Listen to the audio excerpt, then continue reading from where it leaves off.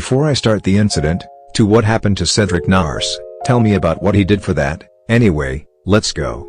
The following incident contains disturbing and edgy things about Cedric Narce's mental disorder, and it's not for children. It's +13. Viewers' discretion is advised. The flickering neon hum of the server room was the only heartbeat Cedric Narce had known for years. To the outside world, the frantic, scrolling masses of the internet, he was a titan of animation, a purveyor of the chaotic, the surreal, and the unnervingly vibrant. To the followers of the Davemadson lore, he was a cryptic deity, a man who spun reality into digital nightmares that seemed to vibrate with frequency only the truly broken could perceive. But here, in the cold, windowless sanctuary of his editing suite, the veneer of the creative genius peeled away like wet wallpaper, revealing something far more jagged and grotesque. The diagnosis, whispered in the clinical, sterile tones of a psychiatrist who had long since stopped billing him, lay heavy in the air, a fragmentation of the psyche born from an obsession with the inanimate.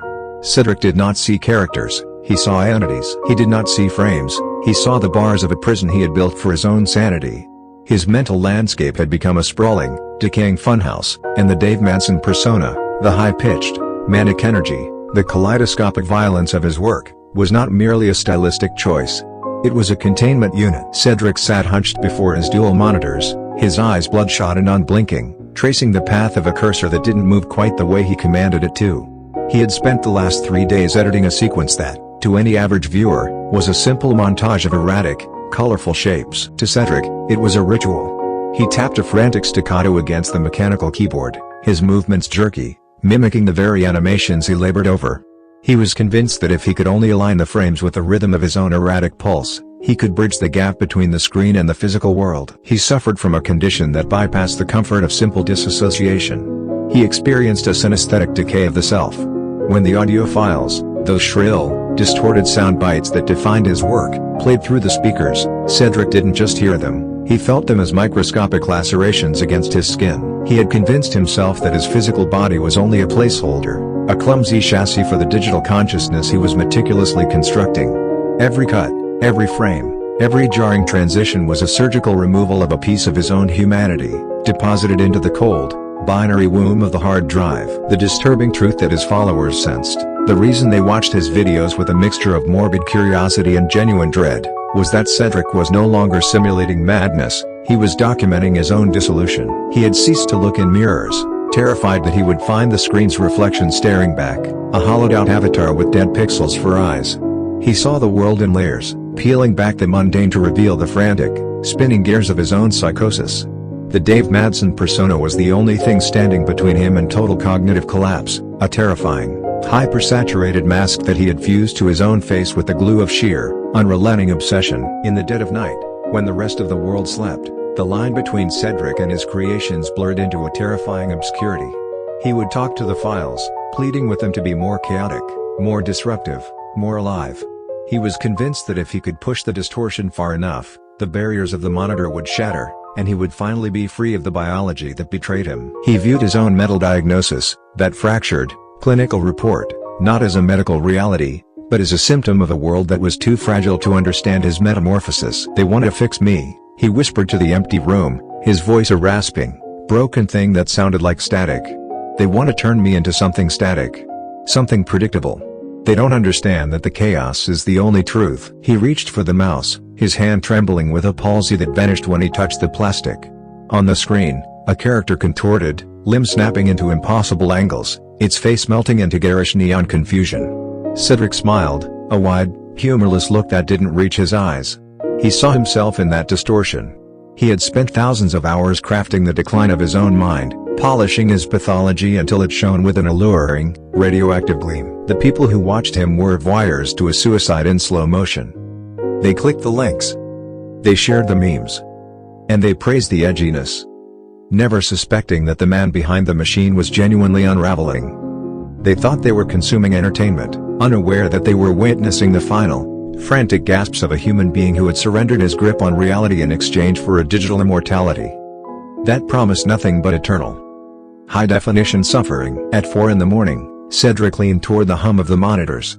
The artificial light washed his skin translucent, revealing dark, spiderweb veins. He started a new project. A blank timeline lay before him, a vast void to be filled with the remnants of his crumbling logic. There would be no sleep tonight. Sleep was for those with a stake in the physical world, for those who hadn't realized the walls of the room were just another layer of rendering, ready to be edited, distorted, and deleted. The room grew colder. The air felt charged, ionized by the sheer weight of his obsession. Cedric began to type, his fingers moving with a speed that defied human anatomy. He was deleting parts of himself, his memories of childhood, the tactile sensation of warmth, the concept of a name, and encoding them into the frames. He was emptying his soul to fill the repository of his work, a sacrificial offering to the god of the glitch. He didn't realize that in his quest to become the manifestation of his own madness, he had become a ghost. A flickering, malfunctioning specter trapped within his own hour. The medical reports, the concerned family, the failed interventions, they all seemed like distant echoes of a reality he had transcended. He was no longer Cedric Narce, the man. He was Davemadson, the concept, the entity, the digital parasite that would continue to grow, to stutter, and to scream through screens long after his physical body had finally surrendered to exhaustion. The monitors pulsed with his dying heart. He was happy, in the only way a broken mind could be. At last he found the perfect, terrifying equilibrium, and as he hit render for the final time, the room dissolved into the vibrant, nauseating static he had spent his life creating. He wasn't just making videos anymore. He was vanishing, frame by frame, into the infinite, dark, beautiful void of the machine. Cedric stared at the board, his eyes tracing the colorful squares with predatory focus. To the casual observer, he was a man playing a game. To those acquainted with his psychology, he was navigating a labyrinth of delusions. His mental balance had always been precarious, but tonight the cardboard kingdom of Marvin Gardens and Boardwalk collapsed into a chaotic reality, and Cedric was no longer a player but a prisoner of his distorted perceptions. "Oh, for next time, don't steal my monopoly," Cedric muttered, his voice barely rising above a discordant whisper. He pulled his metal token, a small, worn thimble, sharply toward his chest, shielding it as if it were a fragile relic. Across the table, Corey let out a long, weary sigh. He rubbed his temples, his patience fraying like a worn rope. "Cedric, give Collier the $200. You landed on his property." "No," Cedric shouted, his voice cracking with a sudden, sharp desperation. His eyes, wide and unblinking, fixed on Collier with an intensity that bordered on the feral. "He's in jail. I am not going to give money to a criminal." Collier, who had been sitting calmly until this moment, felt his face flush with a mixture of confusion and burgeoning anger. His shadow looming large over the board. "That is not how you play," Collier retorted, his voice rising in volume. Ian watched the tragedy with mounting dread. He stayed quiet, hoping to stay on the periphery, but Collier's shouting was impossible to ignore. His gaze moved between Cedric's twitching left eye and Corey's rigid jaw. The room's energy shifted, from irritation to something fundamentally broken. "Corey? Why is Collier screaming?" Ian worried, though the plea was swallowed by the escalating tension. "Shut the hell up," Corey hissed, his voice dropping into a register so cold it seemed to drop the ambient temperature of the room. He turned his head slowly, his glare locking onto Collier with a terrifying, calculated intensity. "You don't get to talk. After you stole my last railroad," Collier said. "I wish I was never born." Corey replied, "Me too.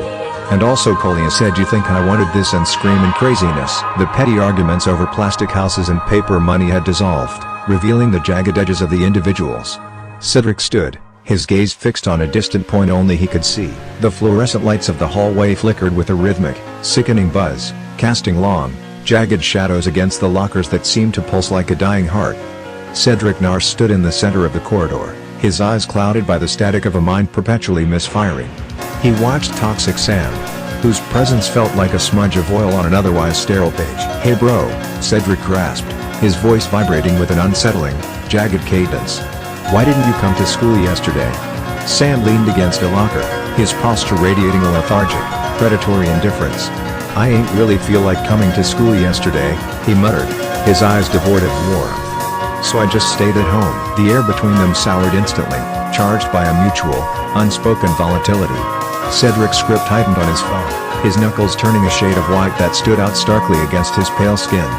Before the tension could crest into a coherent thought, the two collided. It wasn't a fight born of pride or reason, it was a rhythmic unraveling of violence. As they wrestled on the cold linoleum, Cedric's movements became mechanical, detached. With his free hand, he hoisted his phone, the screen glowing with the harsh, cold light, capturing the blur of their own limbs locked in a desperate struggle. He recorded the carnage as if he were a ghost observing a tragedy he wasn't quite part of, his mind drifting into that familiar, fractured void where reality held no weight. The sudden, authoritative boom of Tyler's voice shattered the haze. "Who keeps fighting in the hallway?" The scuffle ceased abruptly. Cedric blinked, the glow of the phone screen still reflecting in his hollow eyes, while Toxic Sam stood up, wiping a streak of copper-scented blood from his lip. He looked toward the authority figure, his expression one of weary, dark amusement. "Ah," Sam drawled, gesturing toward the disarray they had created. "We did." Tyler didn't need to hear more. The decision was absolute, a final nail driven into the monotony of their day. He gestured toward the door, a dark abyss of a room that awaited them, detention. As they walked toward the silence of their confinement, Cedric caught his own reflection in a window, his gaze distant and fractured, unaware that the true prison was already locked tight behind his own eyes. "That's all. Stay safe."